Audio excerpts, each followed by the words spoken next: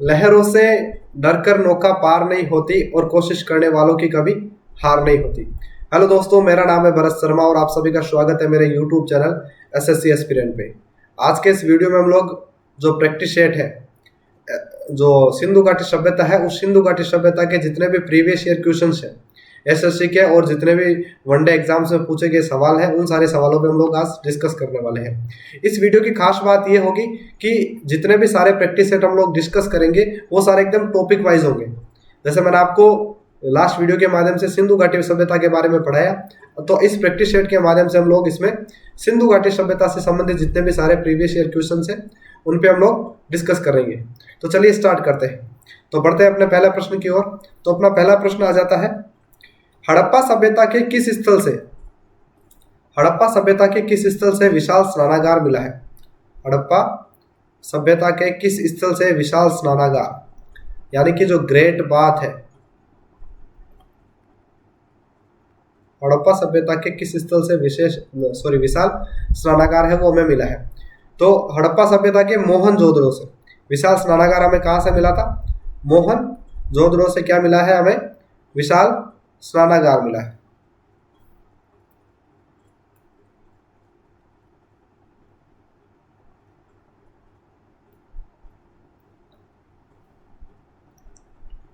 तो मोहनजोदड़ो से हमें मिला था विशाल स्नानागार। कालीबंगा कहाँ पे है अपना? हनुमानगढ़ में। कालीबंगा हनुमानगढ़ में है, हनुमानगढ़ राजस्थान। कालीबंगा हनुमानगढ़ राजस्थान में है। और जो रोपड़ अपना पंजाब में आ जाता है। रोपड़ जो हड़प्पा सभ्यता का एक स्थल है, महत्वपूर्ण स्थल है, वो अपना पंजाब में है। पंजाब में सतलज नदी के किनारे, सतलज नदी के तट पर। कहाँ पे? सतलज नदी के तट पर। और मोहनजोदड़ो तो अपना पाकिस्तान में है ही है। कहाँ पे है? पाकिस्तान में। ठीक है। और जो लोथल है वो लोथल है अपना गुजरात में। लोथल गुजरात में है। कौन सी नदी के तट पर? भोगवा नदी के किनारे। कौन सी नदी? भोगवा नदी के किनारे। ठीक है। तो नेक्स्ट क्वेश्चन पे देखते हैं। नेक्स्ट क्वेश्चन है कि सैंधव सभ्यता स्थल रंगपुर, यानी सिंधु घाटी सभ्यता का एक स्थल है रंगपुर, वो वर्तमान में किस राज्य में स्थित है? जो रंगपुर है वो सिंधु घाटी सभ्यता का एक स्थल है, तो वो कौन से राज्य में स्थित है वर्तमान में? तो जो रंगपुर है वो वर्तमान में गुजरात में है। कहाँ पे है? वर्तमान में गुजरात में स्थित है। तो राइट आंसर क्या हो जाएगा इसका? Option number D. Jammu Kashmir में कौन सा है? जम्मू कश्मीर में आ जाता है अपना मांडा। जम्मू कश्मीर में कौन सा आ जाएगा? मांडा। जम्मू कश्मीर में कौन सा स्थल है? मांडा है। राजस्थान में भी हम लोगों ने डिस्कस की, कालीबंगा है। और हरियाणा में तो अपना हो जाएगा ये बनावली, या फिर बनवाली भी बोल सकते हैं, ये है। ठीक है। गुजरात में और भी है, जैसे ये रंगपुर था, अभी हमें लास्ट टाइम हम लोगों ने देखा लोथल के अलावा एक धोलावीरा भी कहाँ पे है? अपना गुजरात में। ठीक है। नेक्स्ट क्वेश्चन, नखलिस्तान या सिंध का बाग कहलाता है? जो नखलिस्तान या सिंध का बाग हम कौन से हड़प्पा स्थल को कहेंगे? तो नखलिस्तान या फिर सिंध का बाग हम कहते हैं मोहनजोदड़ो को। किसको कहते हैं? मोहनजोदड़ो को। तो इस क्वेश्चन का हमारा जो राइट आंसर हो जाएगा मोहनजोदड़ो। और मोहनजोदड़ो को हम लोग मृतकों का टीला भी कहते हैं। क्या कहते हैं? मृतकों का टीला। क्या बोलते हैं? मृतकों का टीला भी कहते हैं। यह सिंधी भाषा का शब्द है। कौन सी भाषा का शब्द है? सिंधी भाषा का शब्द है। ठीक है। नेक्स्ट क्वेश्चन, हड़प्पा स्थल से प्राप्त कब्रिस्तान को क्या नाम दिया गया? हड़प्पा स्थल से जो कब्रिस्तान प्राप्त हुआ, जो हड़प्पा का जो मुख्य शहर था, उस मुख्य शहर के दक्षिणी दिशा की ओर एक कब्रिस्तान प्राप्त हुआ, जिसको दयाराम साहनी के द्वारा एक नाम दिया गया। तो दयाराम साहनी के द्वारा ये नाम दिया गया, और ये नाम दिया गया था R37। क्या दिया गया? R37। किसको दिया गया? सिंधु घाटी सभ्यता से मिला एक जो कब्रिस्तान था उसको नाम दिया गया R37। किसके द्वारा? दयाराम साहनी के द्वारा। दयाराम साहनी द्वारा। दयाराम साहनी के द्वारा ये नाम दिया गया। ठीक है, एक और चीज कि जो सिंधु घाटी सभ्यता के जो नगर थे, उन शहरों को माउंट एबी, मतलब जो दो टीले मिले, जो नगर मिले, जो पश्चिमी नगर था और पूर्वी नगर था, उनको माउंट एबी की संज्ञा दी गई। किसकी संज्ञा दी गई? माउंट एबी की संज्ञा दी गई। नेक्स्ट क्वेश्चन, निम्नलिखित में से हड़प्पा सभ्यता का सबसे प्राचीन स्थल, जो हड़प्पा सभ्यता थी उसके लगातार जो स्थल है वो खोजे जा रहे हैं, तो नए नए स्थल मिलते जा रहे हैं। तो हड़प्पा सभ्यता का जो सबसे प्राचीन स्थल है वो कौन सा मिला? तो हड़प्पा सभ्यता का जो सबसे प्राचीन स्थल मिला हमें, वो मिला है, हड़प्पा सभ्यता का जो सबसे प्राचीन स्थल मिला वो मिला भीड़ाना। कौन सा था? भीड़ाना। कौन सा? भीड़ाना है वो हड़प्पा सभ्यता का सबसे प्राचीन स्थल है। इसका जो काल बताया जा रहा है C14 के अकॉर्डिंग, जो C14 यानी कार्बन डेटिंग पद्धति होती है उसके अकॉर्डिंग इसका काल बताया जा रहा है लगभग 7000 ईसा पूर्व। कितना? लगभग 7000 ईसा पूर्व बताया जा रहा है इसका काल। ठीक है, नेक्स्ट क्वेश्चन, हड़प्पा सभ्यता का कौन सा स्थल पाकिस्तान में स्थित नहीं है? हड़प्पा सभ्यता का निम्नलिखित में से आपको बताना है कि जो कौन सा स्थल है वो पाकिस्तान में स्थित नहीं है। तो हड़प्पा सभ्यता का जो मोहनजोदड़ो है वो तो हमें पता है कि पाकिस्तान में स्थित है। मोहनजोदड़ो कहाँ पे? पाकिस्तान में है। मोहनजोदड़ो कहाँ पे जाता है अपना? पाकिस्तान में है। चनहुदड़ो भी कहाँ पे है? पाकिस्तान में है। ये लगभग मोहनजोदड़ो से 130 किलोमीटर की दूरी पर है, दक्षिण दिशा की ओर। फिर जो हड़प्पा है, हड़प्पा भी कहाँ पे? अपना पाकिस्तान में है। और ये सिंधु घाटी सभ्यता का पहला स्थल था। सिंधु घाटी सभ्यता का पहला स्थल कौन सा था? हड़प्पा था, इसलिए इसका नाम हड़प्पा सभ्यता भी रखा गया। क्यों? क्योंकि इसका जो पहला स्थल खोजा गया वो कौन सा था? हड़प्पा था, इसलिए। तो जो एक लोथल जो नगर है वो कौन सा है? वो पाकिस्तान में स्थित नहीं है। जो लोथल है वो कहाँ पे है? अपना गुजरात में। लोथल कहाँ पे है? गुजरात में। लोथल अपना पड़ता है गुजरात में। ठीक है, नेक्स्ट क्वेश्चन, हड़प्पा संस्कृति में किस पशु की मूर्ति सबसे अधिक पाई गई? जो हड़प्पा सभ्यता के जितने भी अवशेष मिले उसमें अलग अलग पशुओं की मूर्तियां पाई गई, पशुओं के मूर्तियों के अवशेष पाए गए या फिर पशुओं की मूर्तियां पाई गई। तो उसमें सर्वाधिक कौन से पशु की जो मूर्ति थी वो पाई गई थी? तो जो बेल था, बेल जो था उसकी जो मूर्तियां थी वो सबसे अधिक पाई गई थी। किसमें? हड़प्पा सभ्यता से, हड़प्पा संस्कृति से। हम लोगों को पता है कि जो हड़प्पा सभ्यता के लोग थे वो गाय को पालते थे। घोड़े को पालने के या फिर घोड़े से संबंधित साक्ष्य हैं वो बहुत ही कम मिले, और हाथी के साक्ष्य भी मिले हैं हमें, हाथियों के दांत वगैरह मिले हैं। इससे हम लोग ये अनुमान लगा सकते हैं कि भाई हड़प्पा सभ्यता के लोग हैं वो कहीं ना कहीं हाथियों से संबंधित या फिर हाथियों का पालन पालते थे वो उनको, या फिर हाथी जो था वो एक उस समय जंगली जानवर हो सकता था। तो घोड़े से संबंधित कोई भी साक्ष्य वहां पे नहीं मिले। नेक्स्ट क्वेश्चन है, हड़प्पा सभ्यता में ग्रेट बाथ कहाँ स्थित था? ये जो क्वेश्चन है वो रिपीट हुआ है। हड़प्पा सभ्यता में जो ग्रेट बाथ यानी वही विशाल स्नानागार, विशाल स्नानागार, विशाल स्नानागार कहाँ से मिला था? मोहनजोदड़ो से मिला। कहाँ से मिला? मोहनजोदड़ो से मिला। क्या मिला? विशाल स्नानागार मिला। नेक्स्ट क्वेश्चन, निम्नलिखित में से कौन सा हड़प्पा कालीन स्थल सरस्वती नदी के किनारे पर स्थित था? जो हड़प्पा कालीन स्थल थे उनमें से सरस्वती जो नदी थी जो वर्तमान में लुप्त हो चुकी है, उस सरस्वती नदी के किनारे पर कौन सा स्थल जो था वो हड़प्पा स्थल था वो स्थित था?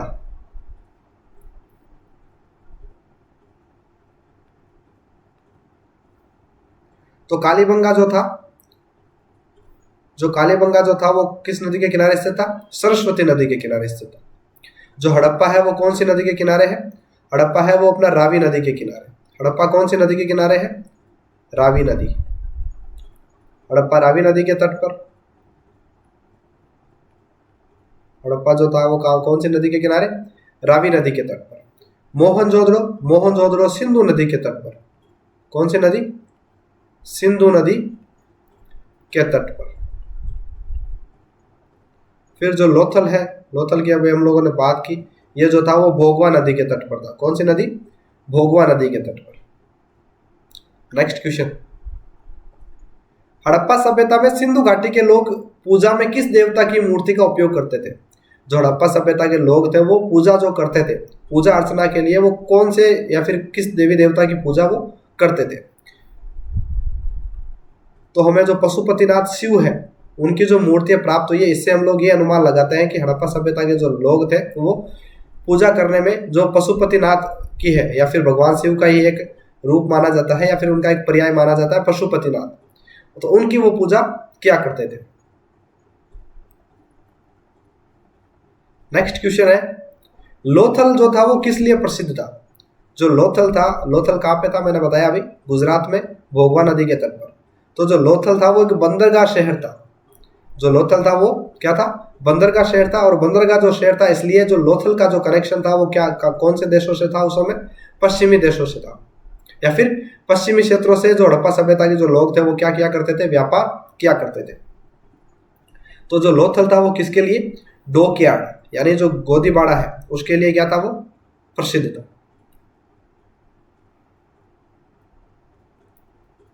नेक्स्ट क्वेश्चन,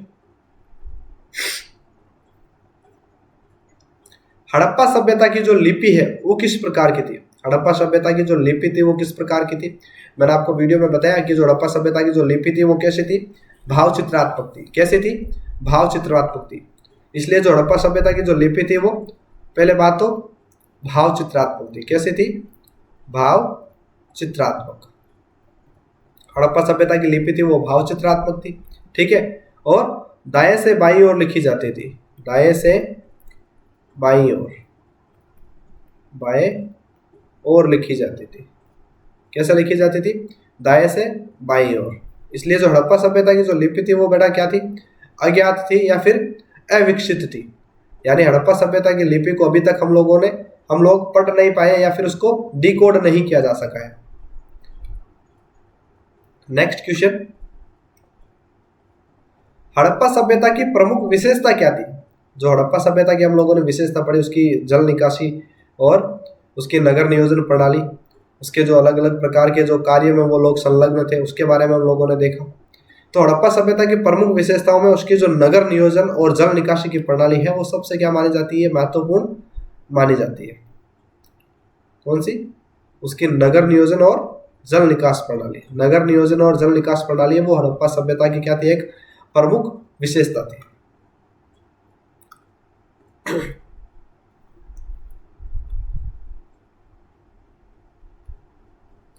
नेक्स्ट क्वेश्चन है, हड़प्पा सभ्यता का कौन सा स्थल दो भागों में विभाजित था? दुर्ग क्षेत्र और निचला नगर। जो हड़प्पा सभ्यता के हड़प्पा से और मोहनजोदड़ो से जो नगर मिले वो नगर थे वो दो भागों में विभाजित थे।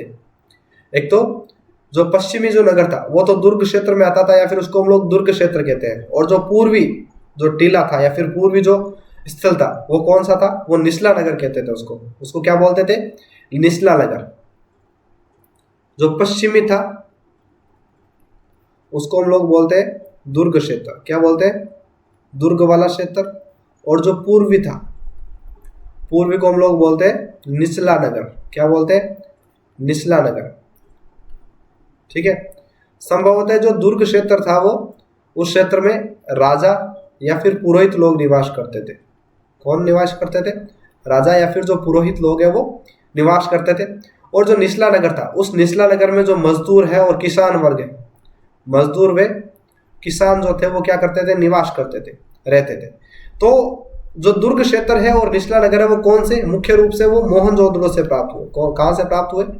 मोहनजोदड़ो से प्राप्त हुए। लेकिन हड़प्पा सभ्यता के जितने भी स्थल मिले उन स्थलों में एक ऐसा शहर मिला, उस शहर में ये जो दो भागों में विभाजित थे उनके जो शहर, जो वो शहर मिला उस शहर से या फिर उस शहर में जो ये दो भागों में विभाजित था वो वहां से तीन भागों में मिला है अपने को। यानी कि एक तो पश्चिमी टीला और पूर्वी टीला, ये दो तो थे, लेकिन उसके साथ साथ एक तीसरा और मिला जिसको हम लोग मध्य टीला या फिर मध्यम टीला बोलते हैं। यानी कि हम लोगों को पता है कि पश्चिमी में कौन रहते थे? राजा और पुरोहित। और पूर्वी में रहते थे मजदूर वर्ग।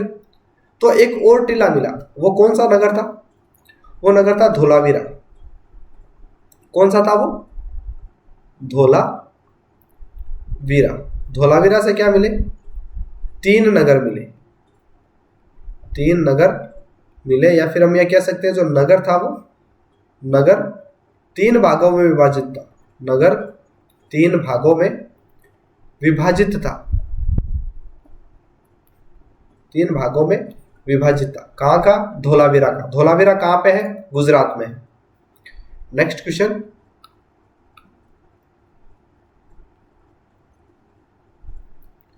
मोहनजोदड़ो में मिले नृत्य करती लड़की की मूर्ति किस धातु की बनी थी?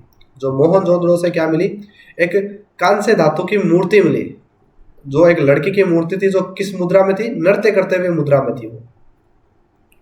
तो वो कौन से धातु की थी? वो कांसा धातु की बनी हुई थी। कौन सी धातु की?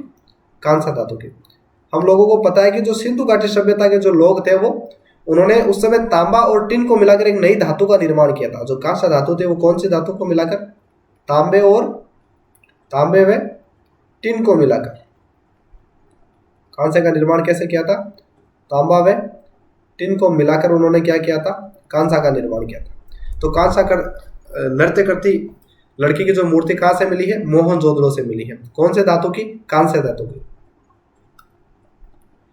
नेक्स्ट क्वेश्चन है, हड़प्पा सभ्यता के दौरान ग्रेट ग्रेनरी यानी कि जो बड़ा अन्नागार मिला है, जो अनाज है, अनाज को इकट्ठा करने का, अनाज का गोदाम बोल सकते हैं हम लोग उसको, वो कहां से मिला? तो अनाज का जो गोदाम मिला था वो हड़प्पा से मिला। कौन से शहर से मिला? हड़प्पा शहर से मिला। हड़प्पा शहर से मिला, विशाल अनागार मिला, और ये 6-6 की श्रेणी में, 6-6 की श्रेणी में मिला, 6-6 की श्रेणी में मिला।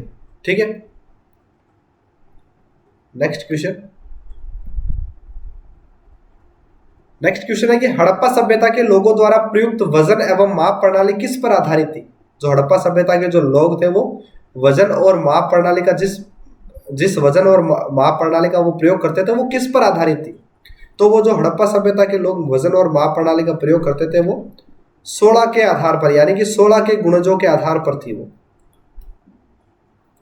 16 के गुणजों के आधार पर कैसे? जैसे सबसे पहले उन्होंने माप का आधार माना 16, फिर 16 का गुणज 32, 16 का गुणज 32, 32 का गुणज 64, ठीक है, 48 भी हो सकता है इसमें बीच में, फिर 64 का दुगुना 128। इस प्रकार ये 16 के गुणज थे वो। ठीक है। नेक्स्ट क्वेश्चन, हड़प्पा सभ्यता का प्रमुख व्यापारिक केंद्र कौन सा था? हड़प्पा सभ्यता का जो प्रमुख व्यापारिक केंद्र था वो कौन सा था? वो था लोथल। हम लोगों ने क्या देखा अभी कि जो लोथल था वो एक बंदरगाह शहर था। जो हड़प्पा के लोग थे वो दूसरे देशों के साथ व्यापारिक संबंध थे हड़प्पा लोगों के। तो जो व्यापारिक प्रमुख केंद्र कौन सा था? वो था लोथल। नेक्स्ट क्वेश्चन,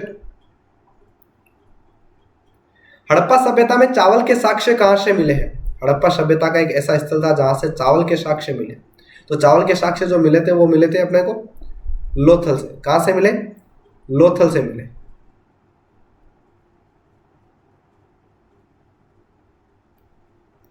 साथ ही साथ यहां से और किसके साक्ष्य मिले? बाजरे के साक्ष्य मिले। किसके साक्ष्य मिले? बाजरे के साक्ष्य अपने को मिले।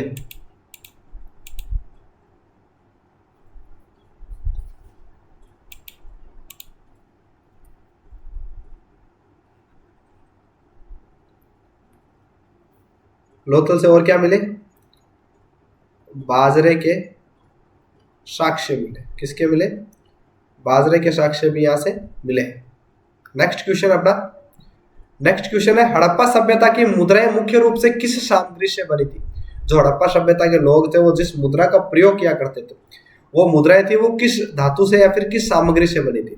तो हड़प्पा सभ्यता के लोग जिस धातु के माध्यम से या फिर जिस सामग्री के माध्यम से अपनी मुद्रा बनाते थे वो थी स्टीयाटाइट।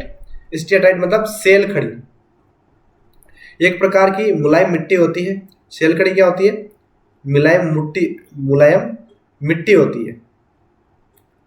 सेल खड़ी से क्या थी? ज्यादातर मुद्राएं थी वो बनी हुई थी। नेक्स्ट क्वेश्चन है,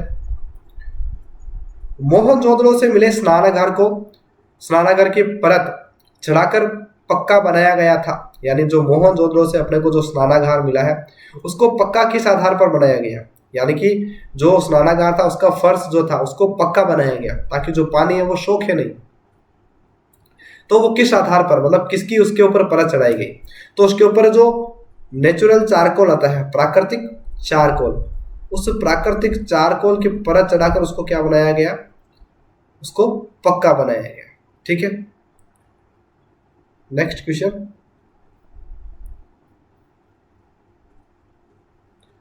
मोहनजोदड़ो को यूनेस्को में कब शामिल किया गया? जो मोहनजोदड़ो था उस शहर को यूनेस्को की साइट में शामिल किया गया है, वो शामिल किया गया था 1980 में। कब किया गया? 1980 में। तो मोहनजोदड़ो को यूनेस्को में शामिल कब किया गया? 1980 में किया गया। नेक्स्ट क्वेश्चन, हड़प्पा स्थलों से मिली वस्तुओं में से कौन सी वस्तुओं को इंजीनियर आज के पाकिस्तान के पंजाब में रेलवे लाइनों का निर्माण करने के लिए ले गए थे? यानी कि जब सबसे पहले हम लोगों ने क्या देखा कि 1826 में जो चार्ल्स मेसन नामक व्यक्ति था उसने हड़प्पा के टीले को उसकी पहचान की थी। उसके बाद में जब 1853 से 56 के मध्य जब रेलवे लाइन बिछाई जा रही थी लाहौर से कराची के मध्य, तो हम लोगों को पता है जो बर्टन बंधु थे उनको जिम्मेदारी दी गई थी इस काम की। तो बर्टन बंधुओं ने क्या कर लिया था कि हड़प्पा के टीले से जो उनको बनी बनाई ईंटें मिली, उन बनी बनाई ईंटों का प्रयोग उन्होंने किस में कर लिया? रेलवे लाइन को बिछाने में कर लिया। तो इस क्वेश्चन का आंसर क्या हो जाएगा? ईंटें हो जाएगा। क्या हो जाएगा? ईंटें। यानी उन ईंटों का प्रयोग उन्होंने किस में कर लिया? रेलवे लाइन को बिछाने में कर लिया। किस में कर लिया? रेलवे लाइन को बिछाने में कर लिया। नेक्स्ट क्वेश्चन है कि मनके बनाने की भट्टी और फैक्ट्री के अवशेष कहां से मिले थे? जो मनके यानी कि जो मोती थे, मोती जो बना मनके बनाने की जो भट्टी है और फैक्ट्री है उसके जो अवशेष थे वो कहां से मिले थे अपने को?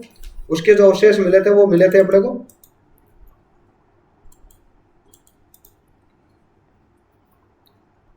उसके अवशेष मिले थे अपने को चनहूदड़ों से। कहां से मिले? चनहूदड़ों से मिले। कहां से मिले? चनहूदड़ों से मिले। अब ये जो चनहूदड़ो है वो कहां पे है? पाकिस्तान में है। कहां पे पड़ता है अपना? पाकिस्तान में पड़ता है। कहां पे? पाकिस्तान। ठीक है, नेक्स्ट, एक इसमें और अपने को एक बिंदु और याद रखना है कि जो लोथल था, लोथल से भी क्या मिले अपने को? ये जो मनके वो मनके बनाने की भट्टी है उसके कारखाने मिले हैं। लोथल से भी क्या मिले? मनके बनाने का कारखाना मिला। ठीक है, ये अपने भारत में है और ये पाकिस्तान में। ठीक है, नेक्स्ट क्वेश्चन, भारतीय पुरातत्व विभाग की स्थापना यानी आर्कियोलॉजिकल सर्वे ऑफ इंडिया की स्थापना है, उसका एस्टैब्लिशमेंट है, वो कब किया गया? तो आर्कियोलॉजिकल सर्वे ऑफ इंडिया की स्थापना जो की गई थी वो की गई थी 1861 में। कब की गई? 1861 में की गई। किसके द्वारा की गई? अलेक्जेंडर कनिंघम के द्वारा की गई। किसके द्वारा? अलेक्जेंडर कनिंघम के द्वारा। और अलेक्जेंडर कनिंघम में क्या बना था? भारतीय पुरातत्व विभाग का पहला डायरेक्टर बना। क्या बना? भारतीय पुरातत्व विभाग का पहला डायरेक्टर। तो भारतीय पुरातत्व के जनक हम लोग किसको कहेंगे? अभी हम लोगों ने लास्ट टाइम देखा, किसको कहेंगे? अलेक्जेंडर कनिंघम को कहेंगे। भारतीय पुरातत्व के डायरेक्टर हम कहेंगे अलेक्जेंडर कनिंघम को। ठीक है, चार्ल्स मेसन कौन था? चार्ल्स मेसन जिसने सबसे पहले हड़प्पा का पता लगाया, सबसे पहले हड़प्पा टीले की खोज की। इसने क्या की? सबसे पहले हड़प्पा टीले की खोज जॉन मार्शल के नेतृत्व में क्या किया गया था? पहला हड़प्पा स्थल है वो औपचारिक रूप से खोजा गया। ठीक है, कौन सा था? हड़प्पा ही था। किसने खोजा? दयाराम साहनी के द्वारा। तो हड़प्पा स्थल की खोज किसने की? हड़प्पा स्थल की खोज किसने की? दयाराम साहनी ने। नेक्स्ट क्वेश्चन है C14 यानी कि जो कार्बन डेटिंग पद्धति है उसके अनुसार सिंधु घाटी सभ्यता का जो कालक्रम है वो क्या है? तो सिंधु घाटी सभ्यता का कालक्रम है उसके अंदर मैंने आपको बताया कि इतिहासकारों में क्या है? मतभेद है। अलग अलग इतिहासकार हैं, वो अलग अलग पुरातत्ववेता है, पुरातत्वविद है, वो सिंधु घाटी सभ्यता के कालक्रम को अपने अपने अनुसार अलग अलग बताते हैं। तो जो कार्बन डेटिंग पद्धति है उसके अनुसार सिंधु घाटी सभ्यता का जो कालक्रम बताया जाता है वो बताया जाता है 2300 से 1750 ईसा पूर्व। किसके अनुसार? C14 के अकॉर्डिंग। और सबसे पहले सिंधु घाटी सभ्यता का कालक्रम निर्धारण करने का प्रयास किसने किया था? मार्शल ने किया। किसने किया? मार्शल के आधार पर। कालक्रम निर्धारित करने का प्रयास किसने किया? जॉन मार्शल ने किया। और जॉन मार्शल ने सिंधु घाटी सभ्यता का जो कालक्रम बताया वो बताया 3250 से 2750 ईसा पूर्व में। नेक्स्ट क्वेश्चन है अपना कि निम्न में से सिंधु सभ्यता का क्रमशः पश्चिमी और पूर्वी स्थल कौन सा है? मैंने आपको बताया सिंधु घाटी सभ्यता के उत्तरी, दक्षिणी, पूर्वी और पश्चिमी बिंदु मैंने आपको बताए। तो सिंधु घाटी सभ्यता का उत्तरी बिंदु कौन सा हो जाएगा?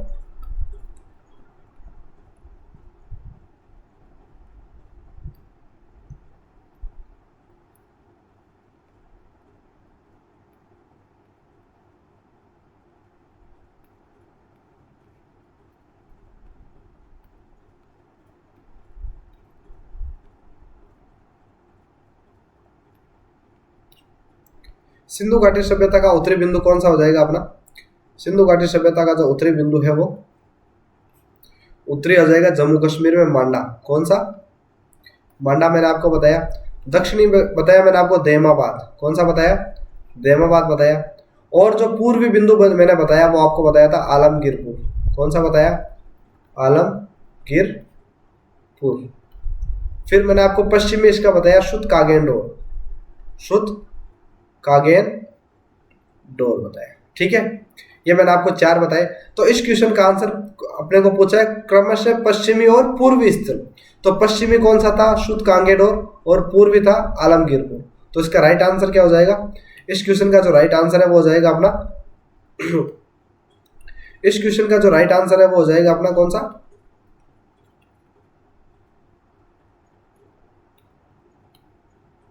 इस क्वेश्चन का राइट आंसर हो जाएगा ऑप्शन नंबर सी। कौन सा हो जाएगा? ऑप्शन नंबर सी है वो इस क्वेश्चन का राइट आंसर हो जाएगा। ठीक है,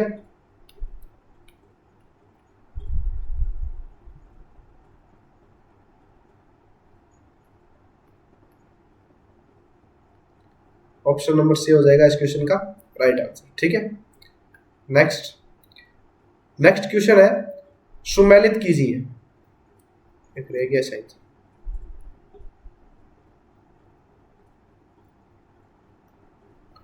नेक्स्ट क्वेश्चन है अपने को सुमेलित करना है, मिलान करना है। एसएससी के अंदर इस प्रकार के क्वेश्चन है वो पूछे जाते हैं। तो इस प्रकार के क्वेश्चनों में हमें जो भी अपना टॉपिक है उस टॉपिक का कॉन्सेप्ट क्लियर होना जरूरी है। ठीक है, तो लोथल है। लोथल अपना क्या है? सिंधु घाटी सभ्यता का एक स्थल है। तो लोथल मैंने आपको बताया कौन सी नदी के किनारे? भोगवा नदी के किनारे। कालीबंगा जो था वो कौन सी?